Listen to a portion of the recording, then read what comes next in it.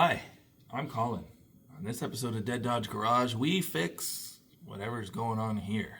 In a weekend at my work, and we gotta get the car out of the way before Monday morning. It's already Sunday afternoon.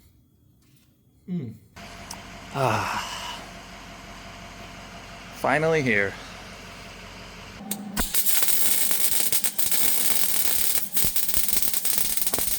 That's more trim than it's had the whole time I've owned it. Well, it's a winter wonderland today. Of course I'm gonna drive this anyway. Heater hoses replaced and separated with this neat little zip tie separator thing. Steering column coupler clamp installed. And next, we've got this big floor pan shaped box here. Yeah, it's only 5 o'clock, but it's Friday. There's nothing in here, so I mean, might as well, right? Hi, I'm Colin. This is Dead Dodge Garage. On this episode, someone stole the door! Nah, just kidding. We're gonna finally install our floor pan. I've had this brand new 4-speed shifter hump for like 7 years. And I couldn't weld it to the floor because the floor in the car, well, it's garbage. We got holes there. We got bad patches in this region, that region, here. Up there, the patch doesn't actually fit the contour of the floor, so the hump got held up and I never actually installed it, which is good because now I get to weld it to this brand new floor pan. If you've never heard of AMD, they're one of our best friends. They make floor pans, quarter panels, lots of stuff for most of the regular B-bodies.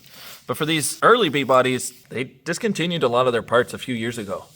But they finally started making some again. And one of the most important pieces that they make is floor pans. My car has needed a floor pan quite badly. So we're gonna go ahead and put one in there. Only took me 9 years. Before he left, Jason helped me rip the front seat and the driver door off to hopefully make it a little easier to install this pan. It's not actually that heavy, so I don't think I'll need all that much help lifting it in here. And it's not even that long. It only goes from here to the firewall up there, so I think I'll be able to maneuver it in there by myself. I am going to take off the shifter at some point just to make it a little easier. I'm just going to drop that all out. Hot Dog and I are cleaning out the car. We're going to get this all vacuumed up, and I'm going to remove the throttle pedal, and then we're going to start removing all these crappy patches, which is going to be easy because whoever installed them just riveted them all down. Frankly, it's an embarrassment, as are all these holes. I literally thought you attached them. Nope, not me. Someone else did it way before I got the car. So we're going to make it right today.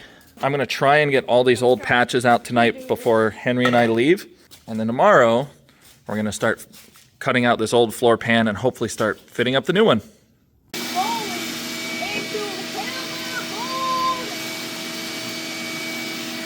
Here, hold it like this. Hold it by the tip. There you go. And just put it more flat.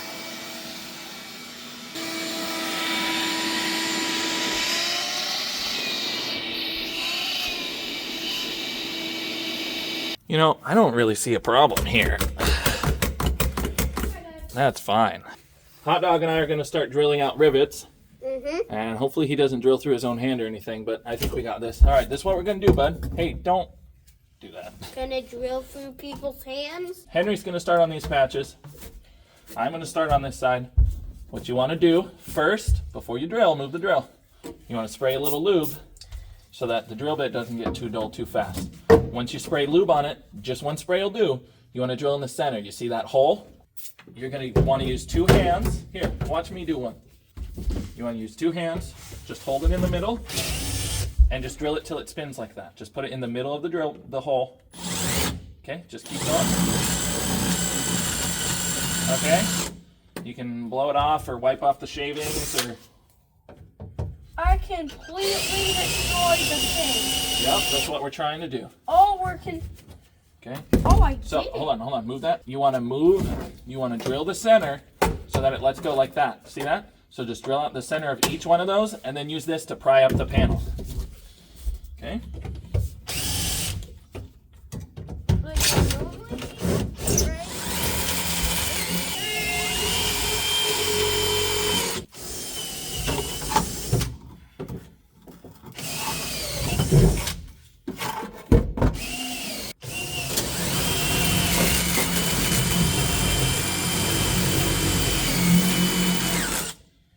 Got it? Yep, that did it.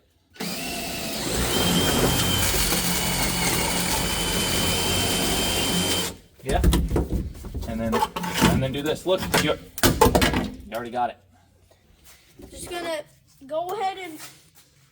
Well, let's make a pile. I want to make a pile of all the metal we remove. Well, I accidentally just throwed it away.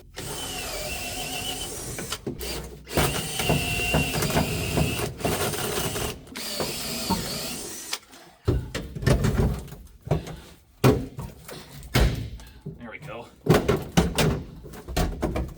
That was. That's what this is for. Pop. Pop. Now that is what success looks like.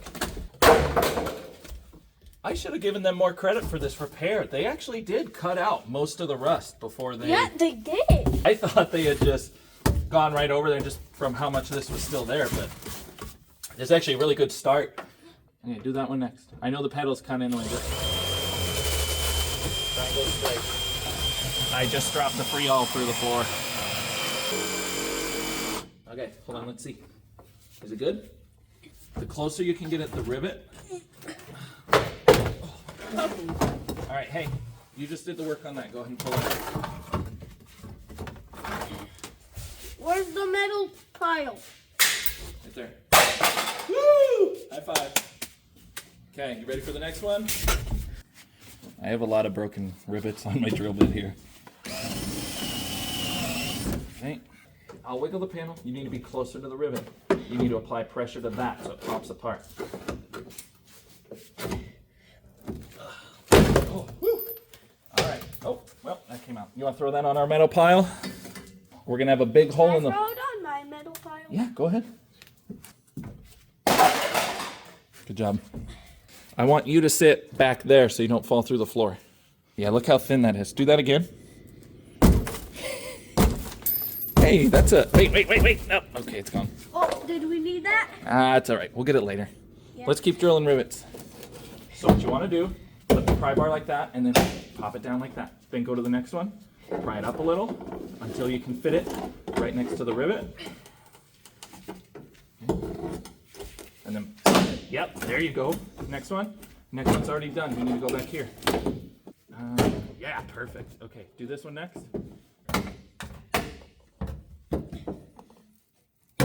There you go. Did that do it?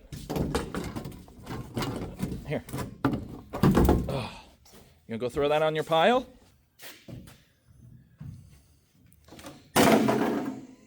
Good job. You got thumbs up? 2 big thumbs up. That's great. Look at that, buddy. We made quick work of that together. Was that easy? Yeah. We're going to start finding all our spot welds so we can remove what's left of the floor pan. Yeehaw. You fit in the hole in the floor. Uh-huh. Well, Hot Dog and I have made great progress. This is all I was hoping to get done tonight, and it's already done. So, I'm going to start cutting out big chunks of floor, and we'll see how far we can get before our ride shows up. I'm going to start here, cutting right on this line, because the floor pan actually slides under that piece. Going to cut up there, go across here, right behind the torsion bar cross member, and then back here, and we'll have this whole chunk out. Lickety split. And if I do it right, I'm just going to fall through the floor when I'm done.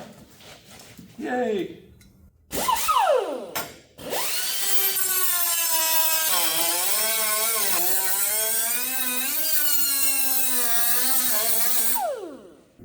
There's a plate here welded to the bottom side of the floor pan for the seatbelt bolt, and I'm going to reuse this one over here because there's no nut in here for seatbelt bolt. So I'm going to have to cut the rocker open slide that piece in, then Zeus it all back together later, and hopefully it's strong enough.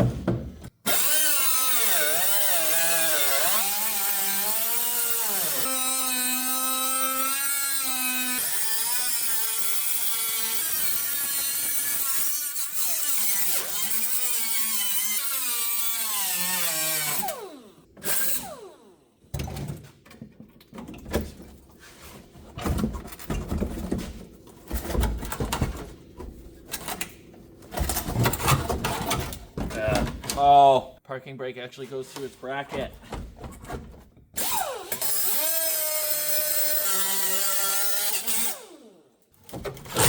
Bits in my eye. Oh, look at that. I can see the drive shaft now. Yay! Well, that's not all of it, but it's most of it. Well, my ride's here, so I'm done for tonight, but man, that's some really good progress. I was hoping to get those riveted pieces out tonight, and I got way more done than I thought I could. That gives me hope that I can get this done maybe a little faster than I thought I could. I still got quite a bit left to remove. There's going to be a lot of spot welds where the, floor pan actually welds to the car to clean up. Yeah, that's tomorrow me's problem. We'll get back at it in the morning. All right, floor replacement day 2. I pretty much lost my voice, so I'm not going to do much talking today. I'm just going to get to work and start shredding spot welds and getting these chunks of floor out to expose the frame rails and get this new pan ready to drop in. So I'm gonna start here on the torsion bar cross member. I'd like to get this exposed and see how rusty it is in there basically. I've got some rust treatment we can put down if need be. Maybe some paint, I don't know. I'm trying not to talk and then I talk anyway. So basically what we need to do is clean up the metal enough we can find the spot welds. There's a couple spots it's not going to matter, like here where this is just rusting around the spot welds, not a big deal. But in here where it's kind of still decent, and over here where it's not decent, but it's decent enough, it's still held on. So there's a bunch of different ways you can do this. I've got a grinder. I've got this guy. It's just a little sandpaper. I'm going to try and identify some of the spot welds with this. Just clean up the area, find the little divots. That's a spot weld.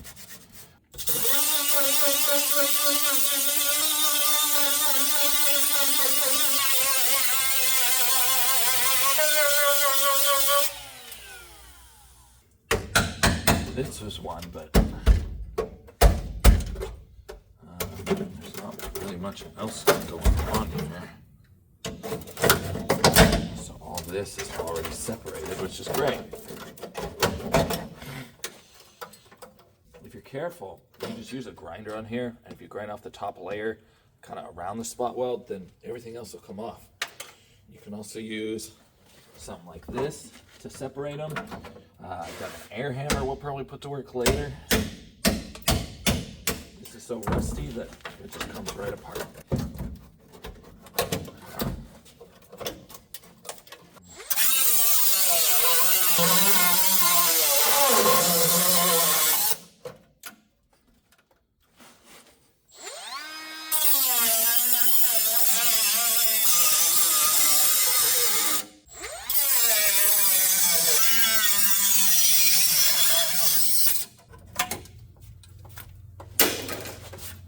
Most of this doesn't look too bad.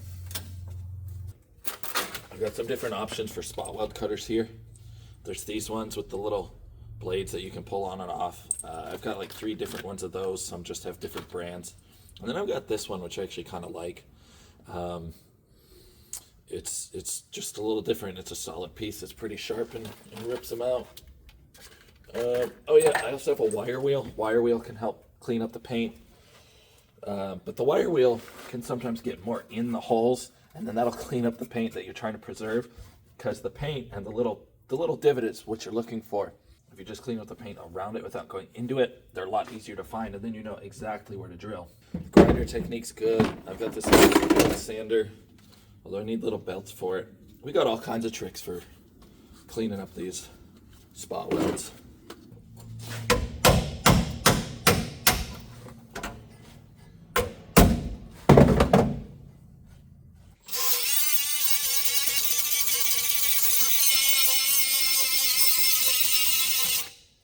we'll use a drill technique.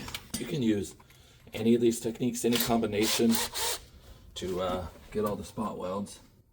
The drill technique works pretty well most of the time, but the thing is, if you can get away with using a grinder wheel over a spot weld cutter, A, it's usually going to be faster, and B, you're not going to go through these as much. You want to use these pretty much only when you really have to.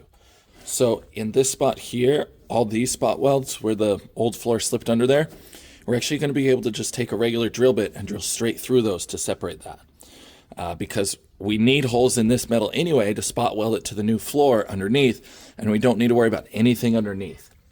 Up here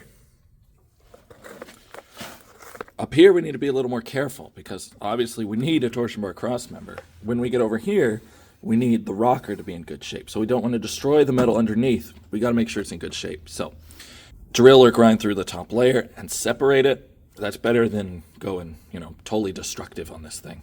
This is the most time consuming part of all of it. It's just getting through all these spot welds and making the floor disappear.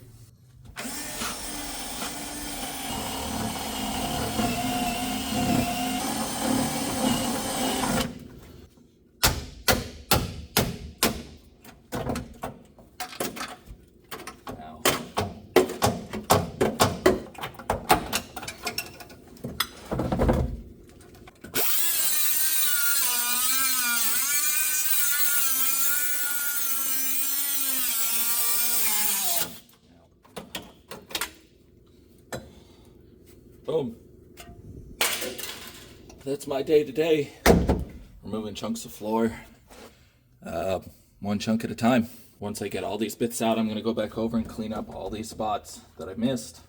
But other than that, that's all I'm doing today until I get this old pan totally out of here.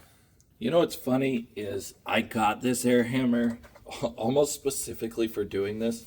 I don't know why I didn't bust it out at first, because this thing rips. If you're looking for an air hammer, Matco's the way to go. Jamie's got a crappy air hammer, and I used it for part of the Roadrunner, but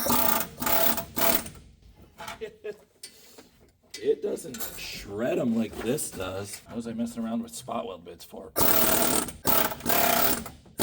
Just gotta be careful not to chew through the panel underneath too much.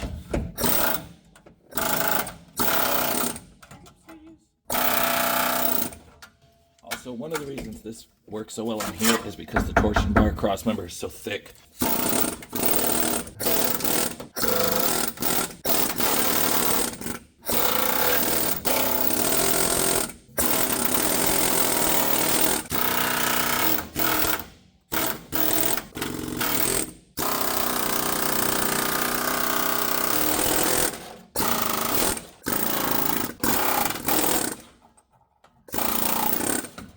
Boom.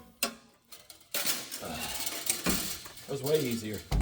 Now obviously there's more cleanup to do pulling those spot welds off, but most of the torsion bar cross member is exposed. And we can move on to probably that guy.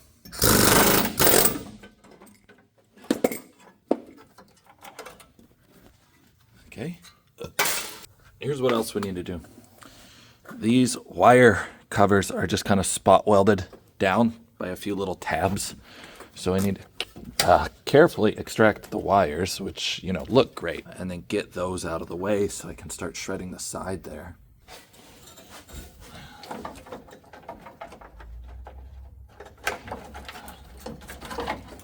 Wow, that's a lot of nastiness. We're gonna have to clean all that out before we can really get in there.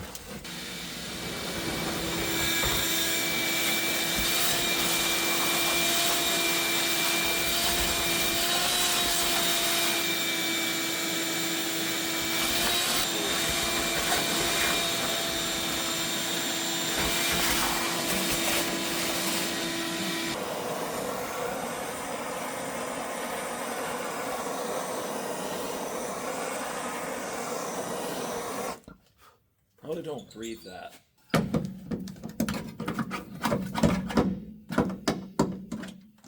Ah. Nice. Look at that.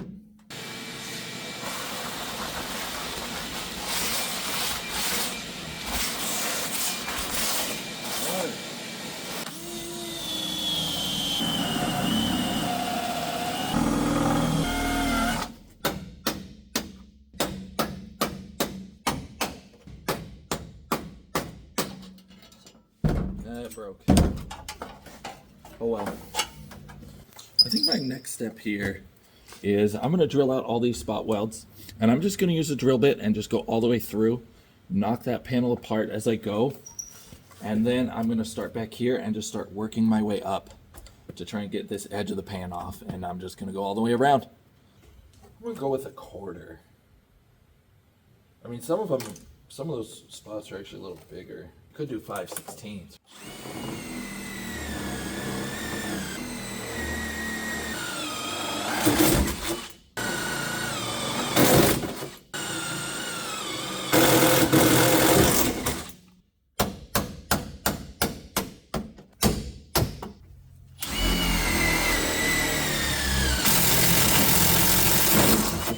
See, theoretically, the spot welds are every 1.5 or 2 inches or whatever it is.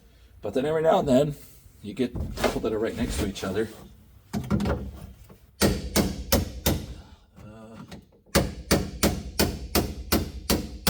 Or 3. And getting those clusters to pop sometimes is a little trickier.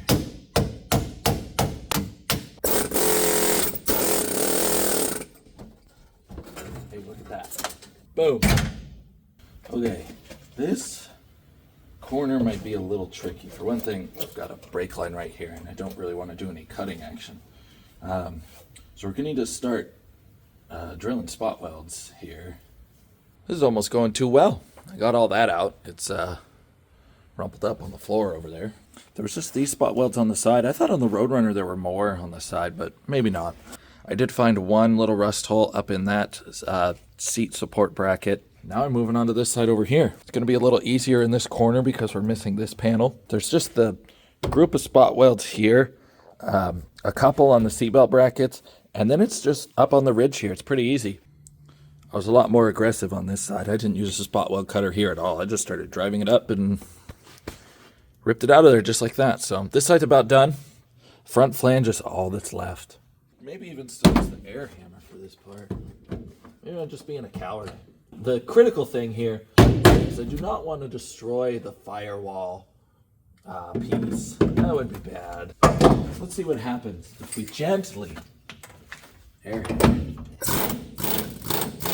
Okay.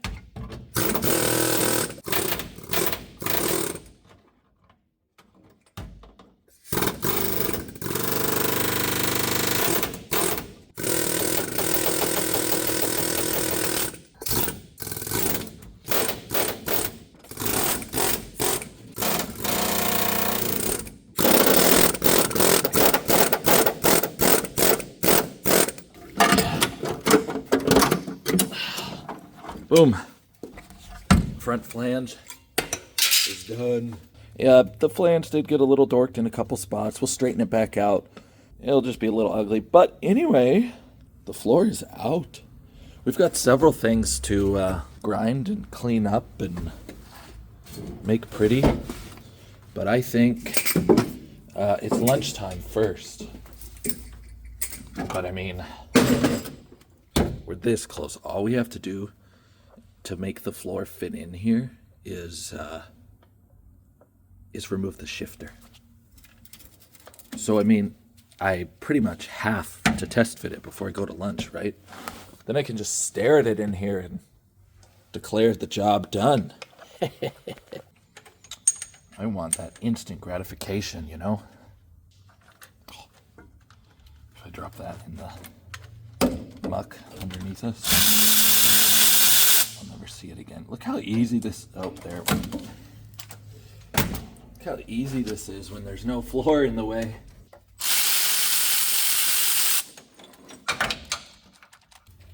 That should clear, right?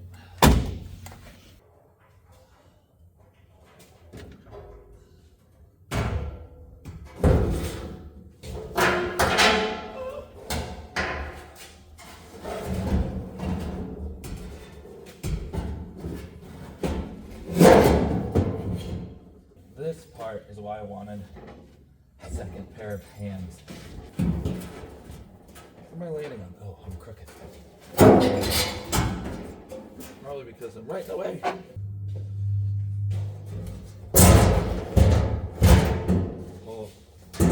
Okay, so the tricky part is it actually has to lift up in the front. It's sitting right where it needs to be back here. It's supposed to be under, not over.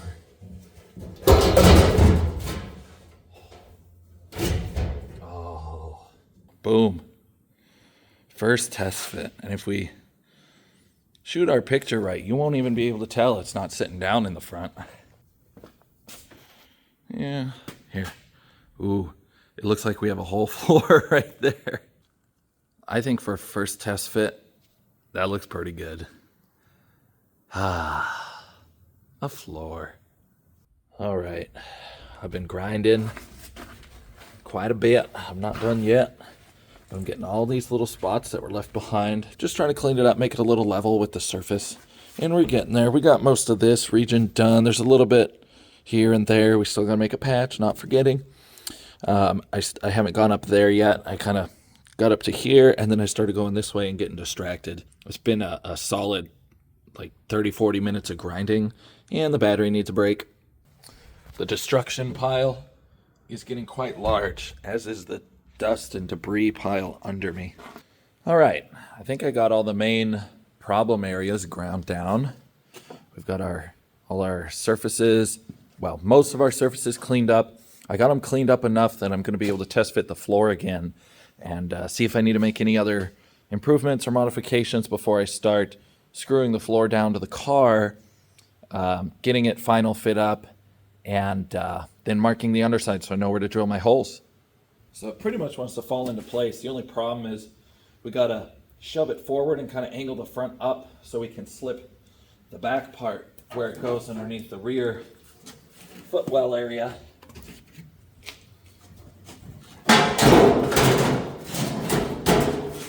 Boom. It doesn't want to go up under the trans tunnel.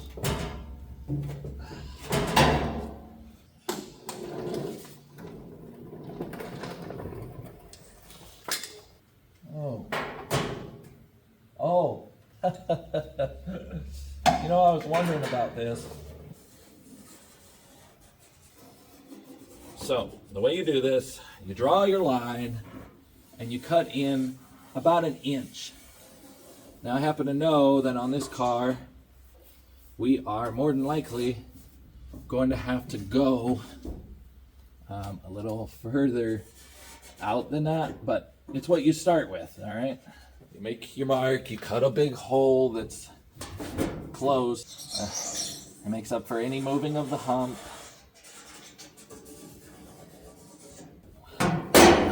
Ow!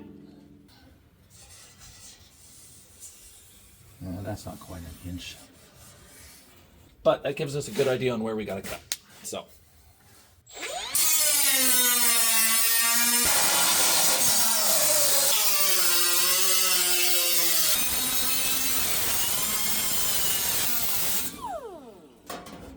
Well, that's probably the ugliest, worst looking cutout shifter hump thing I've ever seen. But look at this! Wow. I shouldn't have gone that far. This whole section now actually fits up. This side is having a little bit of trouble. So the corners, of course. Oh, wow, that was it. That's ugly. I gotta put the hump on so I don't have to look at that. Ah, perfect. Like it never happened.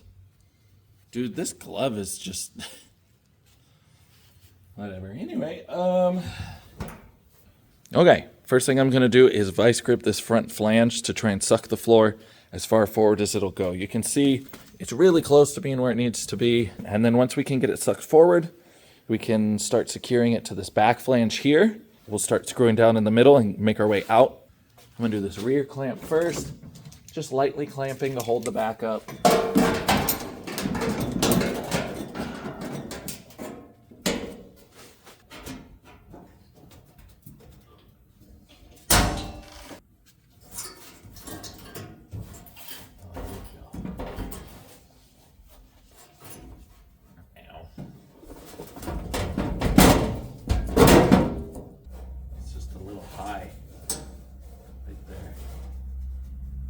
maybe this is, well, no, this is really good. I'm gonna tighten it a little more.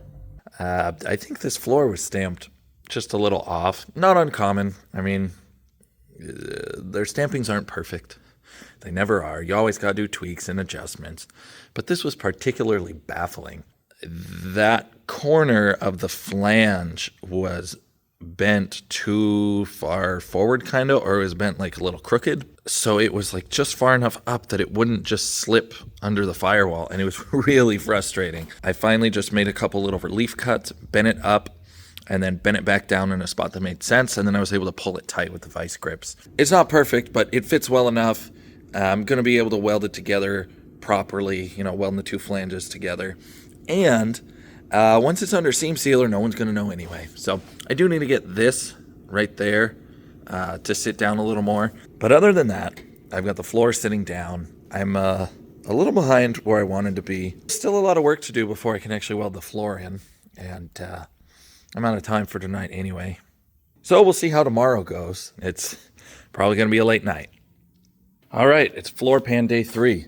It's looking pretty good. I am ready to screw it down across the torsion bar cross member, make sure it's sucked down as far as it'll go. Once we're done fitting it, we need to mark the underside of it where the torsion bar cross member and the seat brackets and such are going to be so that we can then mark it and drill holes in it. Let's start over here. I want to start from the middle and go out. The other nice thing about the Clecos, you're just making additional holes basically, and you can just weld those up later. So here's a little closer look at the Cleco. Here's the pliers that spreads them, and you just put that through your 2 holes, bonk, and it clamps the metal. So we're going to do that starting up here through the torsion bar cross member.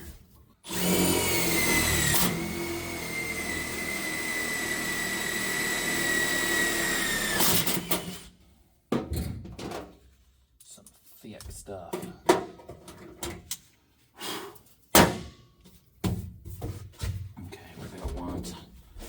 Couple here.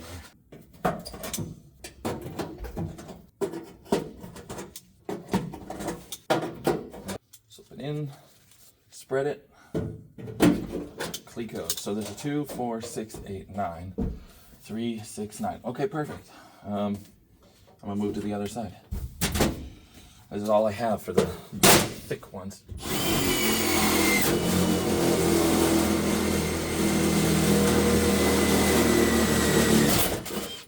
My brain right into the steering wheel.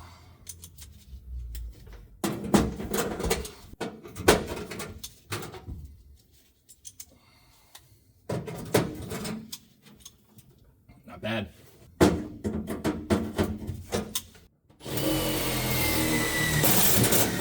That might work.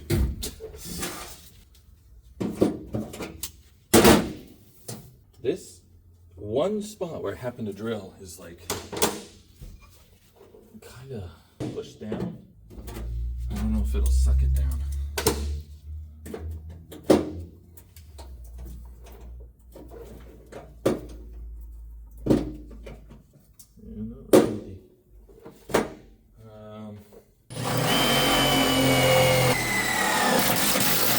we go. Screws in certain spots definitely make sense, like that where it's stuck up. That sucked it down in that corner, and now it's nice and flat. Okay, a lot of this is pretty okay, but I want to get this whole section here to be more okay, which is actually, I did most of it with screws already. It's not bad.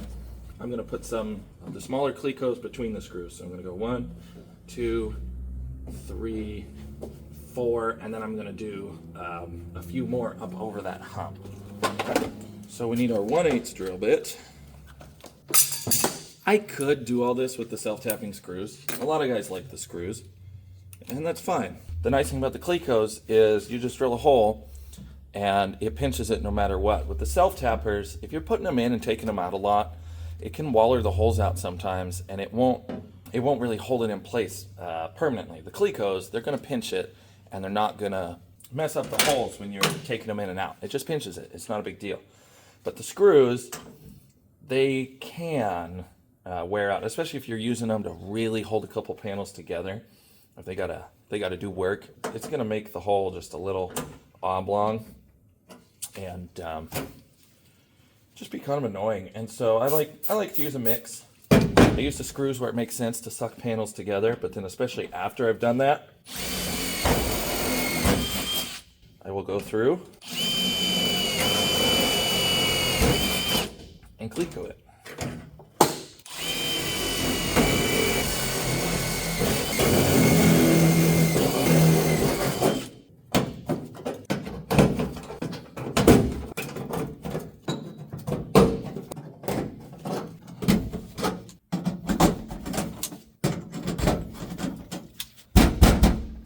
This is all pretty solid. We should start fitting our patch.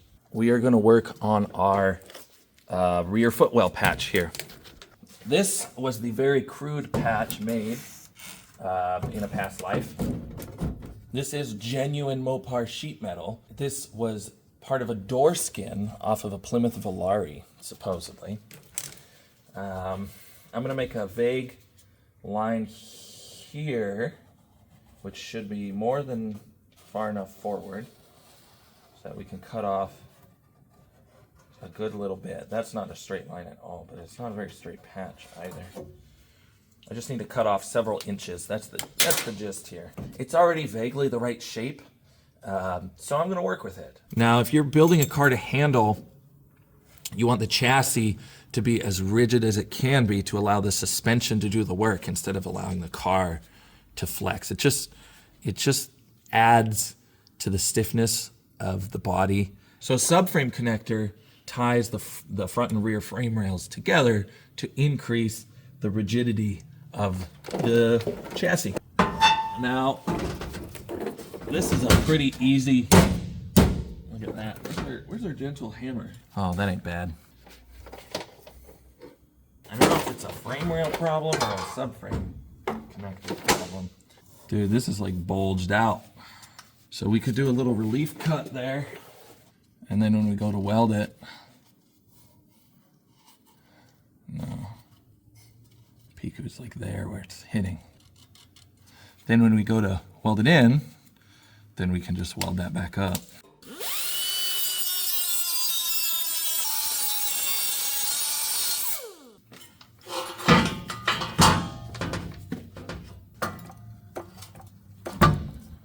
Will it work? Will it work? Kind of working?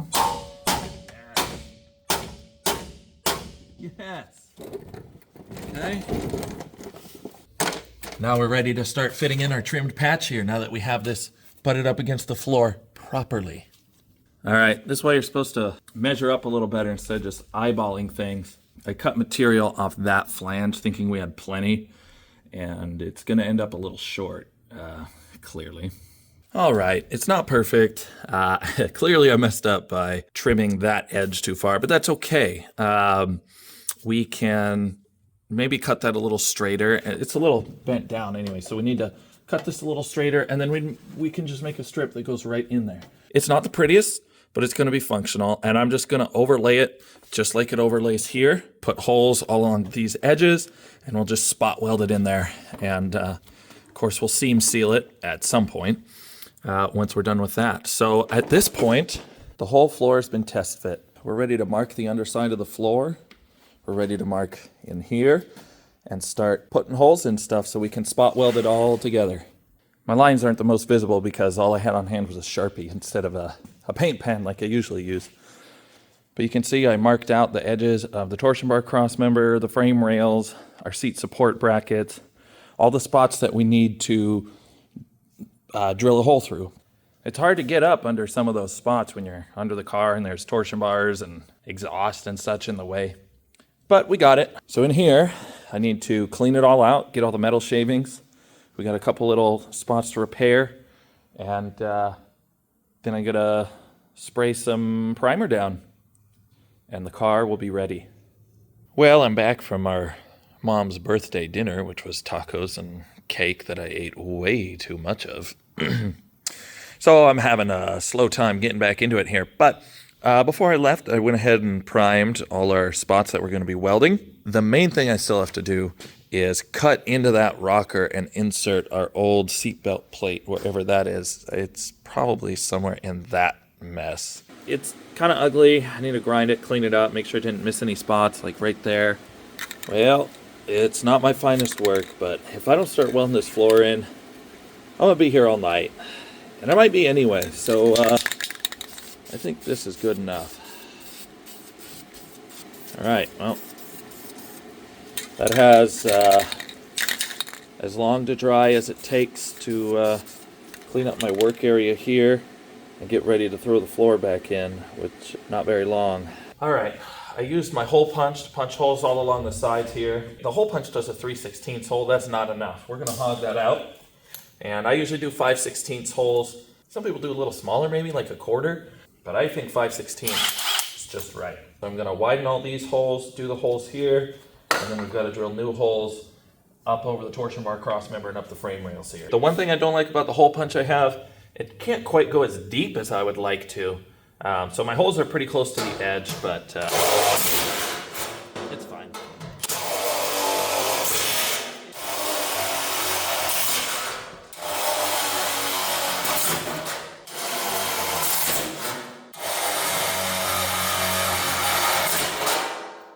If someone wants to guess how many holes I drilled in this panel to weld it on, I would give them a pat on the back and a gold star, because I spent all my money buying these parts. Don't have anything of substance to give, but guess how many holes I drill in this?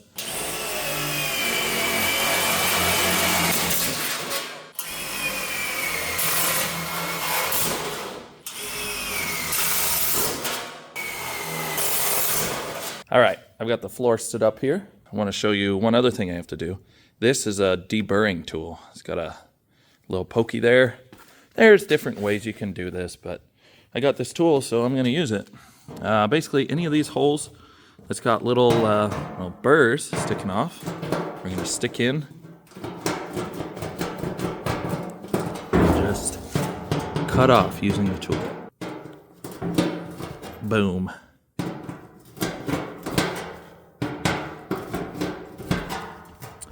Deburred. That one could use a little more. But anyway, we got to do that on like every single hole that we drilled, especially. It's going to be worse on the other side. On this side, there's just a few here and there that we put self-tappers through that need just little ones knocked off. But you want to get these off so it sits as flush as it can against the frame. The floor pan is ready. I got all the holes deburred on the back, and then on the front, instead of hand deburring all of them with the big chunks of metal hanging off, I hit it with the little sanding wheel, which is doing double work because I was cleaning up the coating around those holes so they're a little easier to weld. So I'm going to flip it around and spray it white. And then this baby's going in.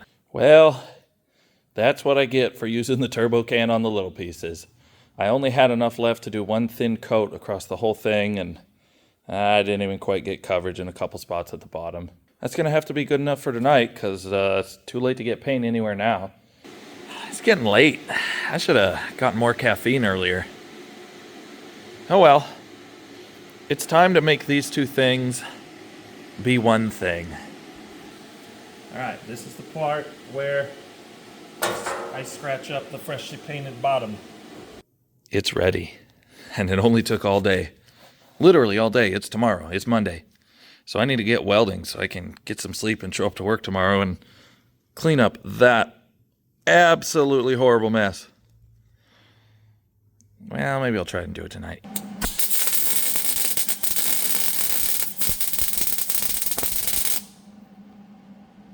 Wow. That's actually really good. Nice.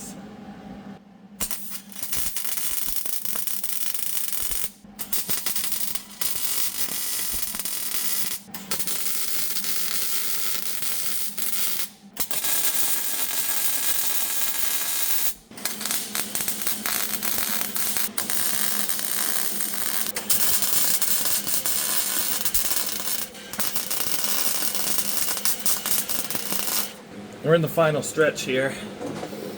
I haven't done the front flange, but that's gonna have to wait. I've got the frame, the torsion bar cross member, the sides were welded to the rocker, completely on this side and only mostly on that side. The trick, which I should have known and forgot, use a drill bit or something. It doesn't even matter, as long as you can get it in the hole and, you know, take off your primer, your coating if you haven't cleaned it up enough. A little more, there we go. Take off just enough to get the coating and get a good weld started. You don't want to actually drill.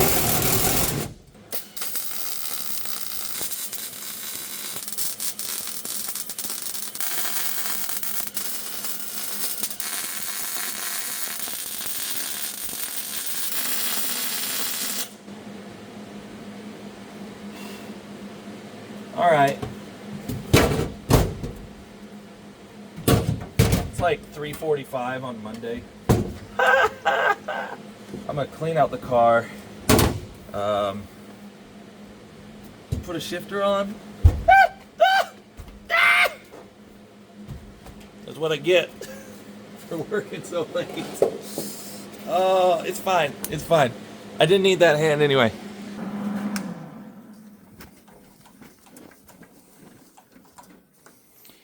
The floor is welded. It's even welded half decent. It's not perfect. I'm still not a professional welder. I'm gonna clean the car out for night. I'm gonna throw a shifter back on, which may require trimming more of the floor hump hole. And then I'm gonna go home and take a nap. My only problem is it is going to rain for the next 3 days straight, and I don't have a driver's door. I also have to clean up that mess or my boss is going to poop a chicken. A whole chicken. It'd be really impressive to see, but I'd rather not. So, did I meet my goal of installing the floor in a weekend by myself? Kinda. Would I do it again? Maybe. I do have a charger that needs floor patches. But anyway, it's not really done. If it were totally done, I'd feel better about this. But we still got to do the front flange. We still got to finish up our patch over there.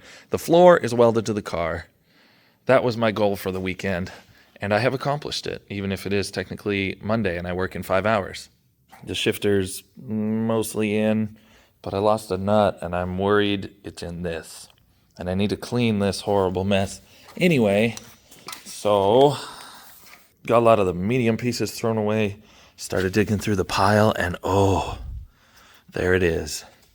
So now I can bolt up the last shifter arm. I already bolted on the throttle pedal, which means the car will be movable. That's all that's left of that big mess I made. And the car is on the ground. Hopefully I can park this inside for tomorrow and do the door pins on my lunch break. Good luck. And then throw the door back on then. Because I really don't want to throw the door on and then have to take it back off later. I don't know if I've shown you, actually, how bad these are, but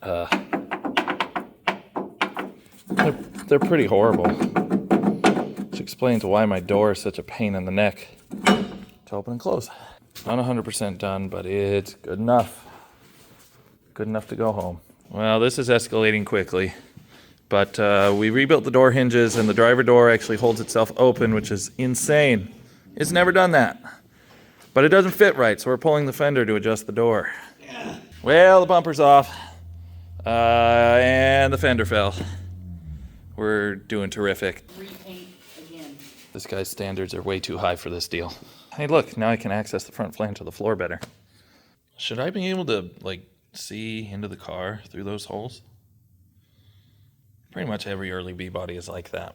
This is what happens when we try and chase perfection. Don't tell me it's dying again. It's dying. The blinky light means it's dying. It's okay. I've got 27 more batteries. It's either going to be perfect or ruined. Oh, does it still sag? Dude. That is mint. I mean, it's... Dude, that close is perfect. That close is way too good. And... It does that now, which is crazy. All over the place. Cool. Do you think it'll stay perfect if I keep kicking it? I'm just gonna do this all night now. That's way too good. Man, that's a nice looking grill. Too bad it's not on the car anymore. She's looking pretty naked. I'm gonna bag and tag these for when I forget to put the car back together for like 2 weeks. Did I mention I wanted to drive this car to Seattle this weekend? Dude, Have I mentioned how much I like these big wide meats on the front? perfect rally car. I mean, it's just ridiculous. We're gonna fix that next. I found more scary rust. I already knew about the hole down here just out of view, but dude, the whole firewall here. Oh yeah, that is the other side of the thing I thought it was. Stop, no! Early B-bodies are just kind of like this. Don't look under the dash. It's bad. All right, this is just getting ridiculous. Nope, wrong way, from the bottom. Just straight up, straight up.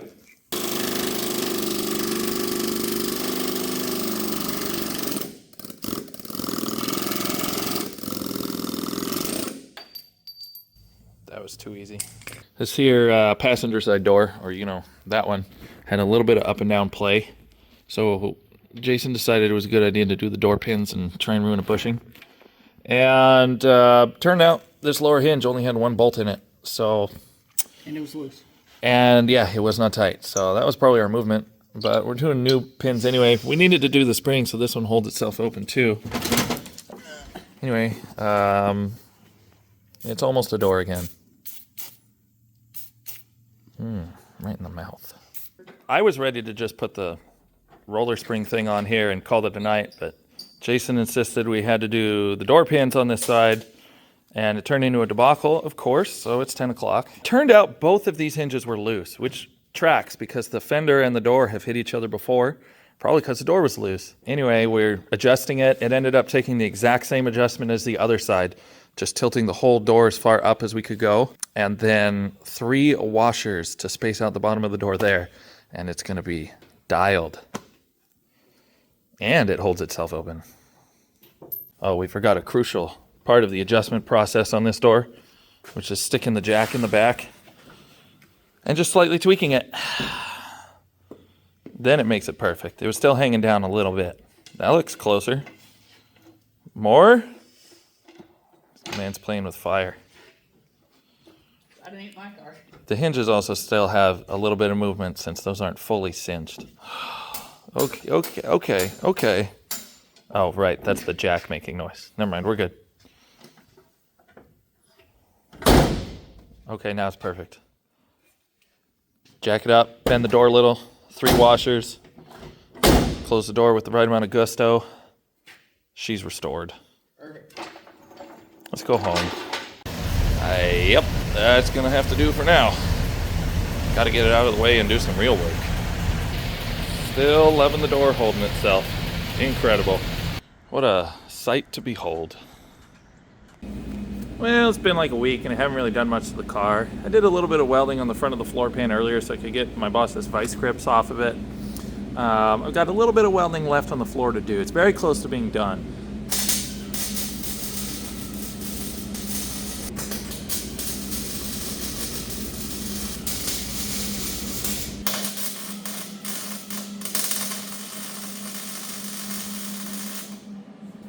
You might notice a little bit of surface rust on these welds because, you know, it's been a week and I've left the car outside during the day when I'm at work. Any spot where I've pulled a screw or drilled a hole that didn't work out or still have screws in place, I need to pull it and weld up the hole. These are pretty easy to weld up. That's the good news.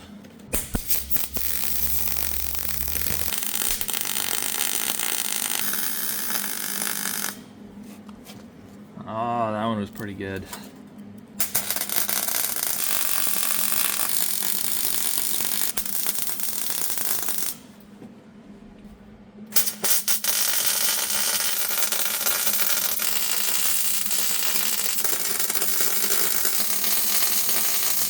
other than a little patch here, and the inner seatbelt anchors, the floor is done.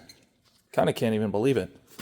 Yeah, the patch back here is a little ugly. It doesn't really match the rest of the pan in niceness. But it is a floor. It's not a giant hole. It's not riveted in. And it is solid. It'll be even more solid once we get those subframe connectors running up from the front to the back frame rails. And that's going to stiffen it up even more. So I'm really not worried about it. All right. Installing some side trim. Got a collection of clips and nuts from Joe Succi, who also supplied our floor pan, door hinges, and something else we haven't put in yet. Got a bunch of plastic clips that'll just pop in the front and in the back. We've got these clips with nuts. Ooh. Take a clip.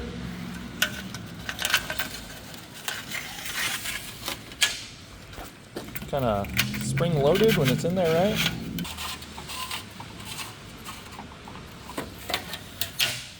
Let's see, we're on hole number 5. Oh, that was actually really close.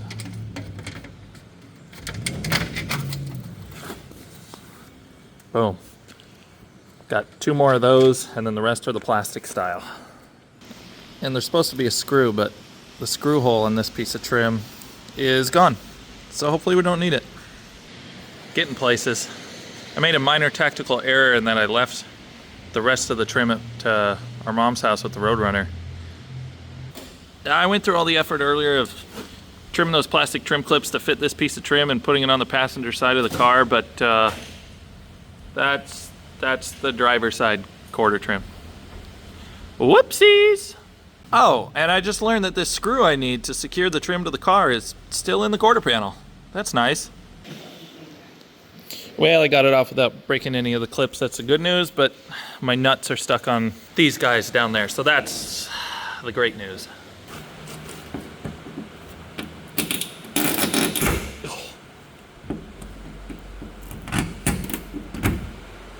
That sent a chunk of rust right into my eye.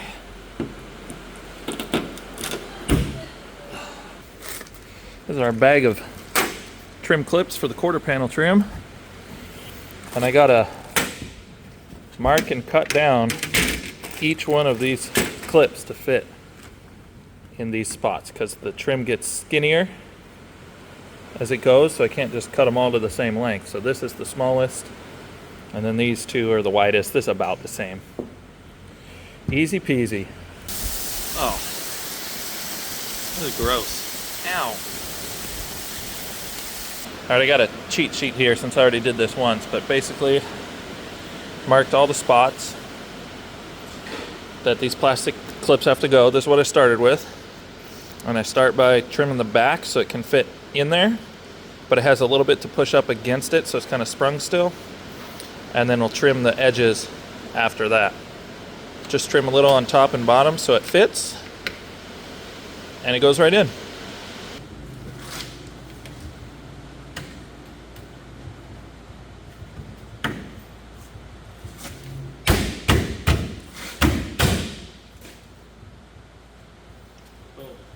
Hey, it's amazing what happens, how well it fits when you put the right side trim on the right side of the car. I even got the screw out. Got my knife in behind it and just worked it out. And now, the quarter trim is on both sides. It still needs to be nutted down fully on the back. But man, that's more trim than it's had the whole time I've owned it. Having difficulties getting the stupid nuts on because there's no threads in there. You have to cut your own threads as you thread them onto the studs. But they won't start, so I'm struggling. Solution: pre-threading the nuts onto the old studs, which were a little smaller. And it gets just enough of a thread started that I can get it on the new stud.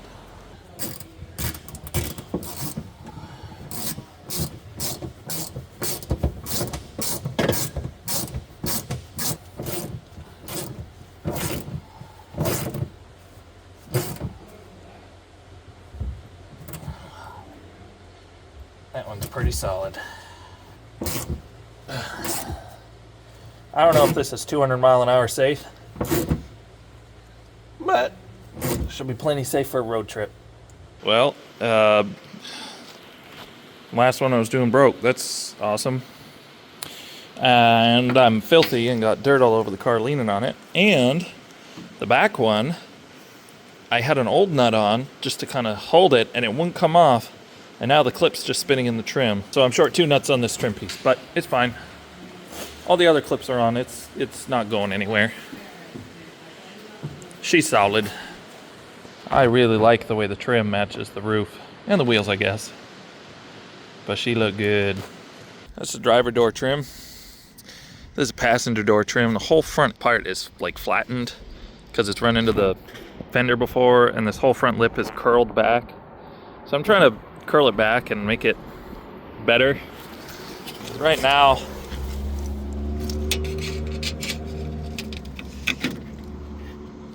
it's that munched that it's that much shorter.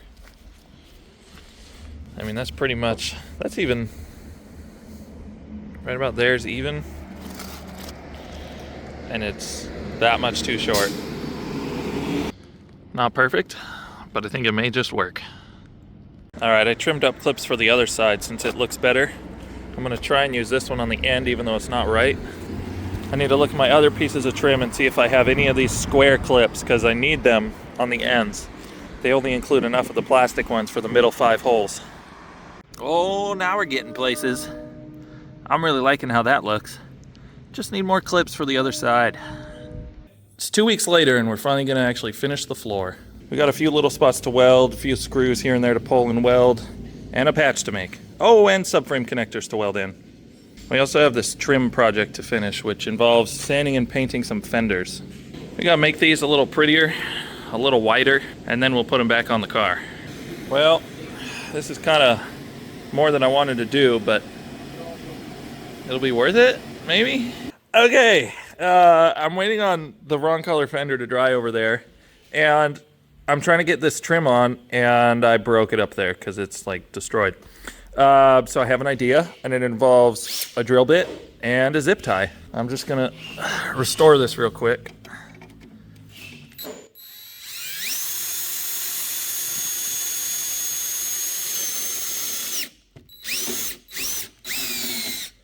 Nailed it. Gotta make sure this is a professional installation. Like it never even happened. This stud wasn't gonna accept a nut, so zip tie retainer it is. It's not bad. It does look better, kinda, except for the runs. Oh well. Those ones I can barely feel, but you sure can see them, so I'm gonna need to delicately sand those out before I paint this thing white. Also gonna need more primer if I want to actually paint the other fender, which I definitely do. That's not exactly how I left that. Volkswagen brothers are gone. Guess that means it'll be quieter in here today. This actually looks really good. The couple spots that ran, we'll clean that up and then we'll shoot this thing white. My primary goal was to improve the look of the fender because I want it to be, I mean, not perfect. It's not going to be perfect, but I wanted it to look a little better. And it's got a few bolts broken off in it. These 2 bolts that hold the whole grille support in place. And it has had 1 out of these 4 bolts holding it the whole time I've owned the car. So I put my little stud extractor on there. Boom. That guy's been broken off in there for, I don't know, I would guess at least 15 years, maybe longer. This one is a little more broken. Oh. Boom. Now we've got 3 out of 4 upper grille support bolts. There's still lower ones that I need to replace too, but progress. I'm gonna zap in this chunk of floor that I should not have cut out. You gotta cut a bunch away to clear the 4-speed shifter and linkage, and that's fine. But this part of it, it's gonna be under the hump. And you don't need to cut it out to clear the shifter. It also covers up the frame and stops stuff from getting in there. So that's my main reason here, covering the frame back up. So I'm gonna plug weld it, I'm gonna tack it here, and when I seam seal the floor, I'm gonna seam seal this. Once that's back in, I then need to trim a little more on this edge to clear the linkage. And then we'll be ready to start fitting the floor hump. As you might notice, every single spot I welded is surface rusty because I welded the floor and then had to leave the car outside basically during work hours, and it's been raining, and bare metal doesn't not rust if it's outside. So once I get that in, I get to start the process of cleaning the floor, cleaning up the welds. I need to clean these up because this is where the shifter hump sits. So all of these need to be pretty flat. The rest of these, I'm just gonna clean the surface rust off, and we'll get ready to paint the floor a little later.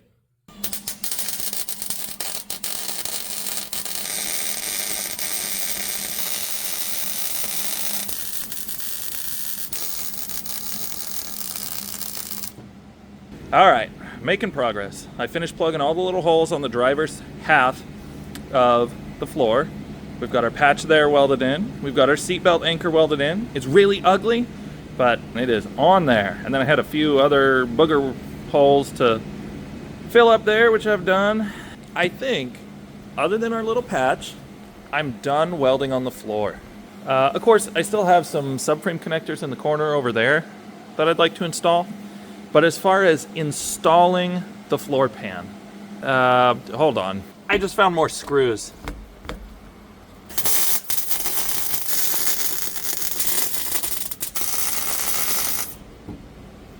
I just need to make a patch to fix one more hole.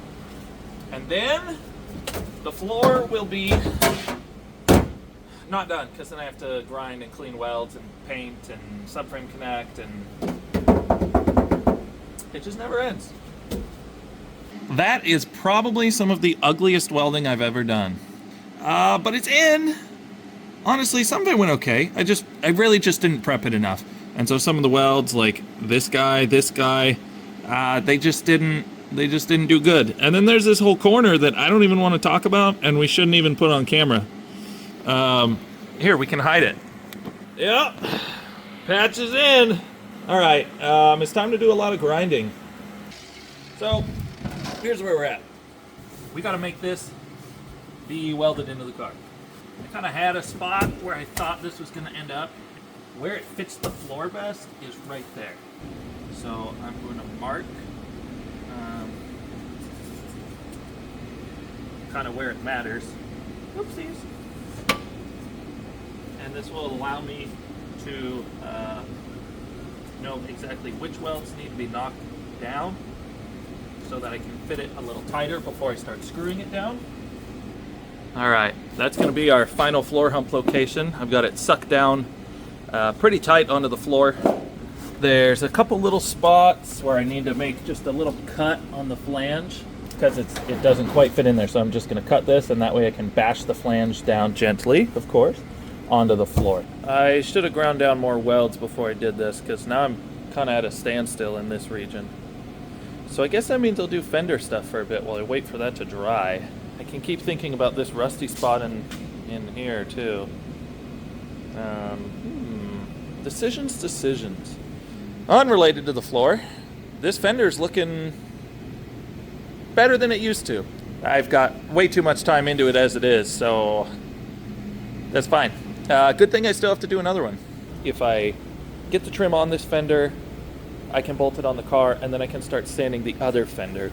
This actually is looking pretty good. All right, the piece of trim for this fender actually had most of the clips still on it, so I'm gonna reuse them because they're good. I just need to make sure I have enough nuts for them. I need a total of 8 clips per trim piece, and I only got 10 in my kit. That's why I have extra trim from a Sport Fury, and it's got both of these end clips, so I'm gonna pilfer probably the nicer one, since this is the nicer side of trim. And this should just slide out, right on out. Last one, boom. We're gonna put a medium clip at the end here. Oh, okay. The front is a little bent, so we'll do that one last. I'm real happy with that. Now the challenge is, can I get the fender on the car without ruining it? Future me, fix the rust hole right here when you take these fenders off next time. Current me, doesn't have time.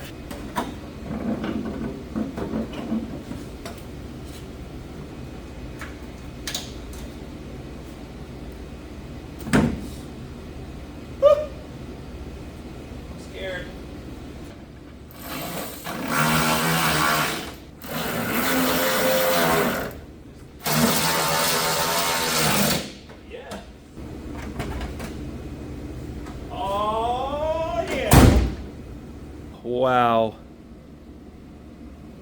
You know, I told myself I was just going to spot weld it, kind of stitch weld it, and I did almost the whole back 3/4 of it. It's definitely overkill. You really don't need to go this far with the shifter hump. Oh, I left a screw in. Wonder who was in charge of that. Okay. Some of it looks a little ugly, but it actually welded really well. That was the easiest welding I've done on this whole car, so that's cool. Like I say, overkill. You do not need to fully weld this from the factory. They like stitched it in and then seam sealed it and called it a day. Shifter hump, done. Floor pan, done. I still need to clean some welds, clean the pan, paint the pan, but as far as welding it in, we got a floor. I've made some really good progress today. We're looking better. We've still got a fender to sand and paint.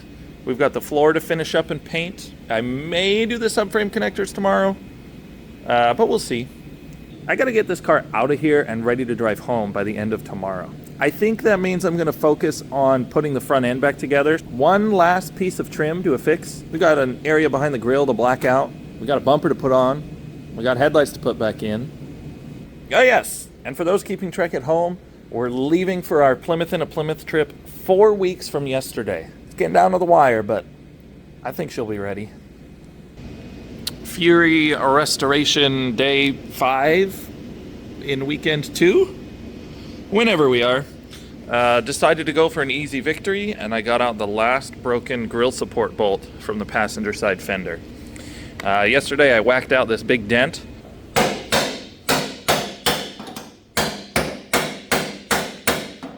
And it's not perfect, and I put a couple little holes in it, but you know what? It looks way better than it did.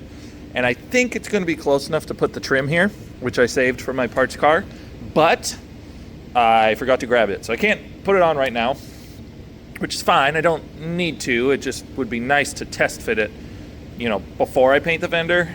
But I really think these holes are close enough that it's gonna work. I'm pretty much out of primer. And I got, this is probably gonna suck, but we're gonna use it anyway. I got this paint and primer in one. It's not really the same type of like rust protectant, but you know what, it's gonna be white. It hopefully matches the white on the other fender because it's the same brand, just in a different can. And it's got primer built in, so, and it claims it's gonna go further, so we'll see. I finished fitting up the passenger side subframe connector. Just took a little bit of grinding up in the corner there, and it fit up pretty well. Except for in here where my floor patch is kind of custom and it doesn't reach. And in here where we're gonna have to bash the floor down. But other than that, it fits really good. So I started tacking it in. It's going okay. Not very good at welding upside down, but I'm getting some decent welds over there. I'm gonna kind of tack it on the front and back, do a couple tacks in the middle, and then I'm gonna fit up the other side and do the same. These subframe connectors are from US Car Tools. They make a lot of stiffening products for Chrysler products. And these are what I had on the Valiant. They worked really well. And once they're welded in and painted, they look like they were meant to be there. And I like that.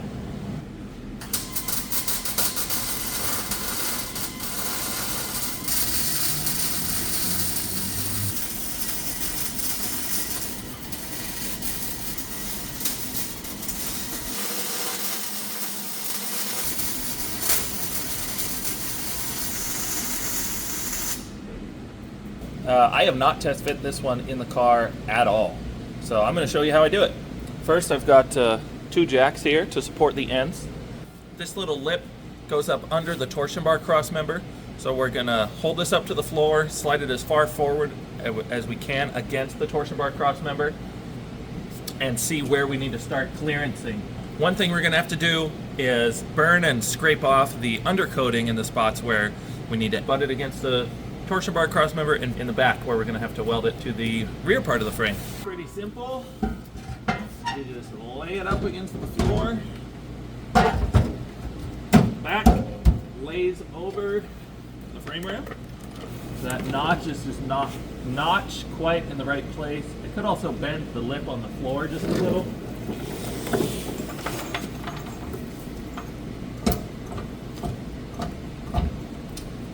That's actually not bad. Okay, now, when you actually weld this in, you want it on the weight of the suspension. So I'm jacking it up now, which is lifting the car a little, but when you actually weld it, you don't want any lift on the car. I'm just doing this to try and scrape it up and kind of see where we're gonna have to melt stuff off. The fitting it on the floor is really good. Well, it's pretty good for a test fit. Let's melt some undercoating.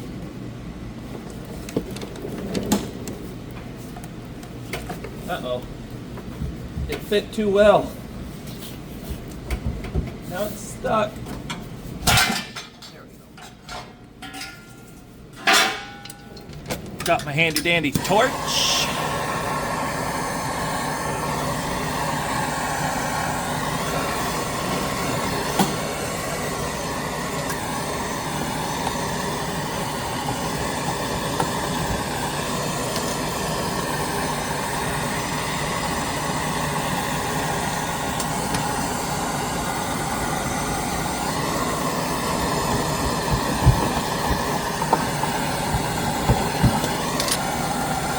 Don't breathe this. All right.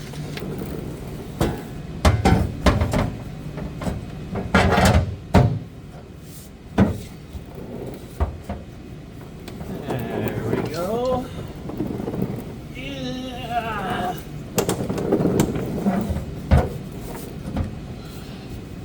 Looking pretty good. It's like crooked. It's fitting pretty good, it's just too far this way.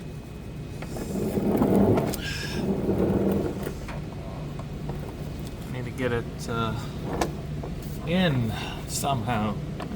Maybe I just need to drop it and try again. So this time, I'm gonna start on this end. This is something that happened on the other side too. They've got these little cutouts and they hit the ribs on the floor rather than being lined up with them. Okay, that's messed up. That's better. So we got a nice snug fit in there, but it's not too much. That actually doesn't, it hits, but it doesn't interfere. Now that I got it up in there properly, there's a gap in there. And that's a really difficult gap to get into and weld. Now on the back is where I had to do the most clearancing on the other side. You can see, I mean, there's still a big gap. The other thing I had to do on the other side, it didn't want to go around the frame rail, so I had to make a couple notches in areas like right here where it's trying to go and it just can't. So we need to give it some relief. And this is the widest part of the frame rail here, exactly the same spot as the other side. So I'm gonna start by doing a cut down there, and you don't have to go all the way, nor probably should you, but just a little ways in there to relieve this piece here that's touching, and then it can spread open around that one spot that's wider, and then it'll fit. The other side's closer, and it's not really bulging in the same way. It's pretty much just, it's just twisted, so it's further down over here because it won't go up over this. So make a couple little relief cuts, and honestly, this one fits really good. We might be ready. We might be ready already. I'm gonna clean up the frame so it'll weld better than the other side because I did not prep well enough. There's a couple spots where the floor needs to be closer, but this is good enough that we could start welding it if that corner will go up. So I will drop it, clearance this, clean up the frame a little bit with the grinder, and it should be good to weld in. Well, that's about as close to perfect as I can get. It's fit really well up here. Yeah, there's a little gap there at the very front on bottom. It would be nice to tighten that up, but everything else looks so good, I'm not going to worry about it. Oh yeah, you'll notice the gap there at the back isn't perfect. The frame rail is kind of pushed up in the center. I will hammer it down or fill it with weld or do something. I did clean up the edges of the subframe connector, so it'll weld better and I won't have to burn through the coating.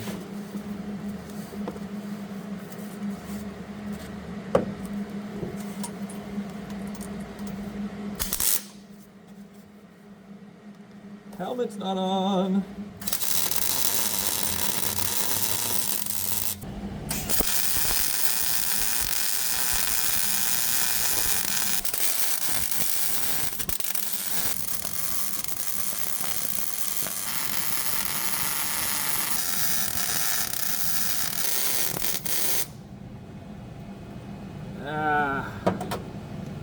It's hard to get in there sometimes, especially when you can't see. Oh, it's getting it.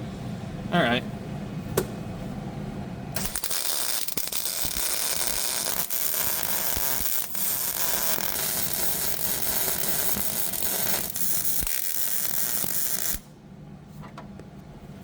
That's better. All right. All right.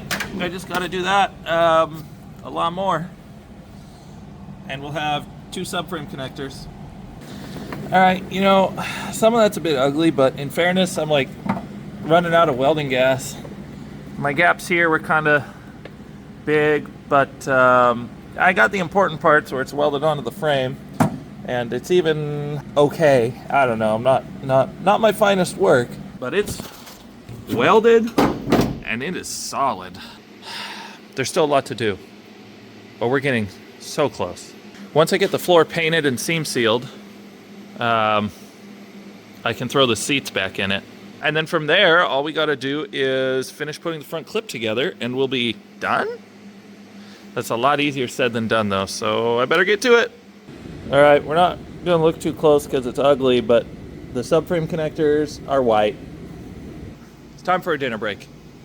Once I'm done with that and this fender's dry, it's going on the car, trim's going on, and maybe I'll even throw the grill on so that that part's just all done.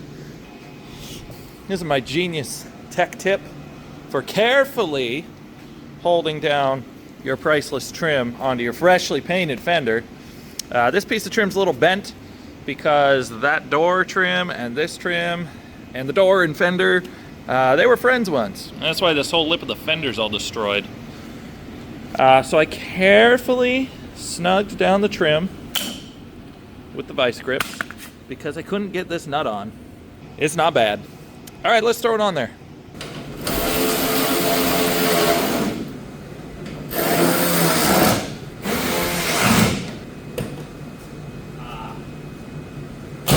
That's why I tested everything this time.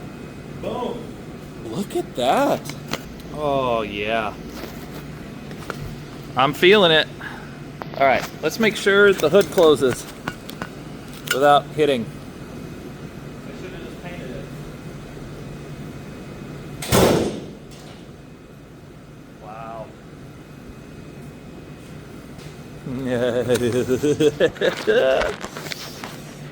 I mean, the funny thing is, it looks kind of the same, but better. All right, we got one thing left to paint here. Probably should have done it with the fenders off, but hey, this is probably how the factory did it.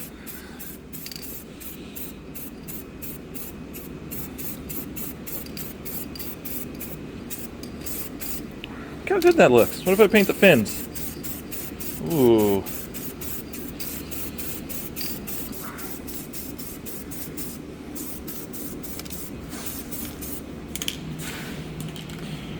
Well, what do you think?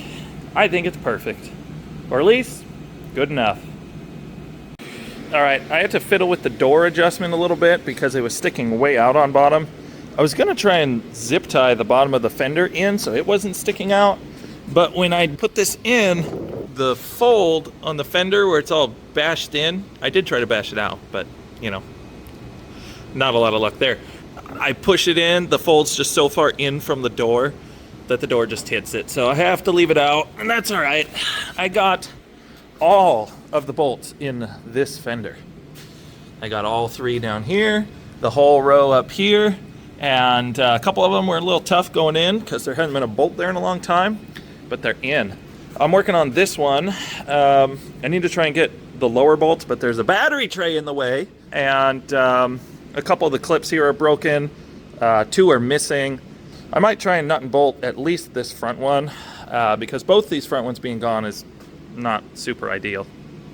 But before I do any of that, I gotta get this floor done before I leave, and I'm trying to leave by like 8 o'clock and it's already 6:45, so I'm doing great. So I'm cleaning everything out of here and I'm going to Grind Town, and I'm cleaning as much of this as I can.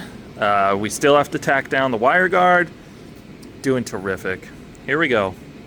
All right, the welds are ground, or at least all the ones I'm gonna hit. I hit some of the ones over here, but I'm skipping all the ugly ones there. I'm just gonna seam seal that and pretend it never happened. All the edge welds are ground. It's hard to get into some of those. It's not the prettiest, but you know what? When it's all hiding under paint and seam sealer and carpet, no one's gonna know. Ah yes, and the last piece that I got from Joe Succi, I'm about to install after getting primer laid down on the welds on the floor. This is the back seat trunk divider. And I'm gonna put it in the top half of the back seat in the car while this primer dries. And then I might even lay down seam sealer tonight, but we'll see. Gotta step carefully over the wet primer to install this. It's a very difficult install. Pay attention, you might miss it. You just lay it on the hooks and it's installed. That was really difficult. All right, moving on. All right, the primer wasn't exactly dry when I went to do the seam sealer, so some of the seam sealer turned red, brown, whatever. But you know what? The seams are sealed. And as long as I can avoid painting the shifter, the floor is about to be white. And then I'm gonna leave and let it dry overnight. And through the power of movie magic, we're gonna make this floor white, just like this. Bam! I mean, it's white. Kind of looks worse. I should have left it the way it was. Maybe it'll look better in the morning. This paint seems to look better when it's dry. I'm gonna put the car on the ground. I'm already cleaning up my big mess, and I'm out of here. Well, I'm all cleaned up to leave for the night. This sure looks good. Hopefully the floor looks equally good tomorrow, and we can throw seats in it and the rest of the front clip and drive it home. You know what? That ain't half bad. It's not perfect, but it's white, and that'll do. Does kind of smell like spray paint in there though. Great. It's snowing all over my freshly painted fenders. Also, I left my wing window open to try and vent the spray paint fumes. Dude, these are fat flakes. I don't like it. I'm gonna take the LED headlights off the old Impala here and stick them on the Fury, because I want at least slightly better headlights for this trip. The driver's side ones are swapped out. These are a plug-and-play kit. They fit right in the factory buckets and retainers without any modifications. These just drop right in. And they were cheap-ish. Had a little bit of trouble finding which bucket went where, because I think it's not a match set, and the adjusters point funny directions. But you know what? They're on there. I'll adjust them later. I gotta get back to work. I've got the grill set into place with the grill supports, and the top half here, it has not had 4 bolts in it the entire time it's been painted. Those were broken off probably when they pulled it off and did the repaint. And clearly this was painted separately, and a bolt has never held that. So I got all 3 of those extracted when I was dealing with the fenders. So I'm gonna put bolts in it. I'm gonna try and put some down here. so that it has more than 3 bolts holding it to the car. It's supposed to have 8. 3 out of 8, not ideal. All right, the grill support is on with 7 out of 8 bolts. That speed nut down in the bottom middle that looks like it has a bolt is actually broken. The whole piece it goes on actually twisted and broke. So 7 out of 8, that's way better than 3 out of 8. And with that, the front end is done. We need to drive the car and see what's gonna break. But for now, the floors are done. The front end's back together. I even fixed the dome lights, but not the headliner, so don't look at that. At some point, I did also replace this side mirror, which I think I neglected to mention in the last video. And of course, the new floor is already dirty.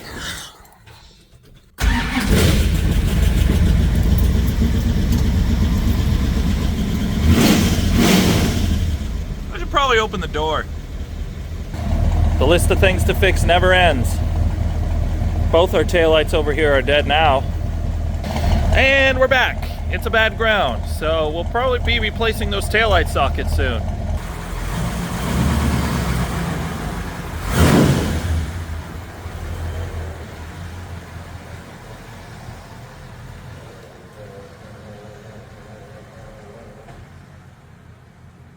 I drove her home last night, drove it back to work today. No problems. Kind of weird how a car with a floor is actually kind of quieter inside. Who'd have thunk? We got this floor pan installed in just a little over 2 weeks. We got subframe connectors, we've patched the remaining holes in the floor, and we've even kind of restored the front end and the exterior of the car with the repainted fenders and our side trim back on. We've got a number of little fixes left before we're ready for the trip, but we can start putting miles on it again and do a nice test drive in the near future to try and make sure we're actually road trip ready. In the meantime, I can't thank AMD and Joe Succi enough. If you need early B-body parts, Joe is your guy. He stocks a ton of stuff. He's super helpful and super knowledgeable about early B-bodies specifically. But his email is joesucci64@gmail.com. If you need early B-body stuff, he's your guy. He got me the floor pan, the door hinge rebuild kit, and he got me a rear seat divider. I'll probably be getting more parts from him in the future as well. But in the meantime, this weekend, I've got carpet to install, maybe seats to change.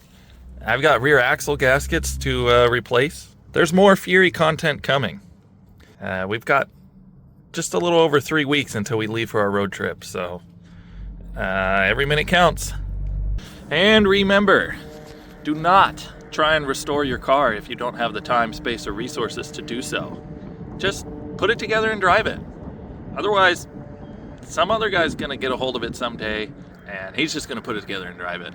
And that's me. That's what I'm doing. Thanks for watching.